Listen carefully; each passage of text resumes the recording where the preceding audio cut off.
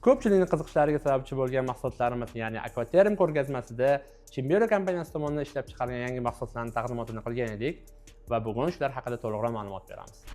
Birinchi mahsulotimiz termometrli sharoy ekran bo'lib, buni oddiy sharoy ekranlardan farqini, afzalliklarini buni aytib o'tish hojati yo'q. Buni hamma yaxshi biladi. Shu sababdan biz hozir boshqa termometrli sharoy ekranlardan farqini aytib o'tmoqchimiz.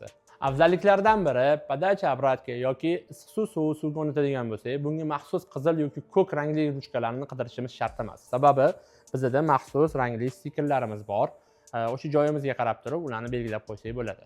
Plomba qilishga ehtiyoj bo'lsa, bu uchun ham sharoy ekranimizda maxsus teshigi bor va bu teshik orqali bemalol plombamizni qilib qo'ysak bo'ladi. Ma'lumot o'rnida aytib o'taman, bu sharoy ekranlarimizning 3x4 va 1 yumli razmerlari mavjud. Yana bir yangi mahsulotimiz nasoslar uchun maxsus kombinirованный sharoy ekran bo'lib, hozir ular haqida to'liqroq ma'lumot beramiz. Bu mahsulotimiz ikki qismdan iborat bo'lib, nasosdan oldin va nasosdan keyin qo'yiladigan sharoy ekranlar bo'ladi. Ya'ni birinchi nasosdan oldingi holatida sharoy ekran, filtr va o'zining maxsus gaykasi bor, nasosga to'g'rima-to'g'ri tushadigan. Nasosdan keyingi holatda ham gayka va termometrli ekrani bo'ladi. Bu modelimiz T2022 hisoblanadi. Undan tashqari bizda T2023 modelimiz ham bor. Bundan oldingi modelimizdan farqli ravishda bunda nasosdan keyingi sharoy ekranda obratnik klapani ham mavjud.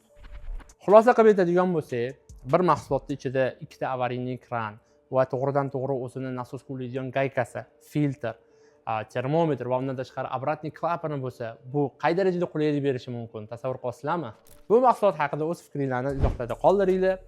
Qo'shimcha ma'lumot va narxlar bo'yicha bizga aloqaga chiqishingiz mumkin.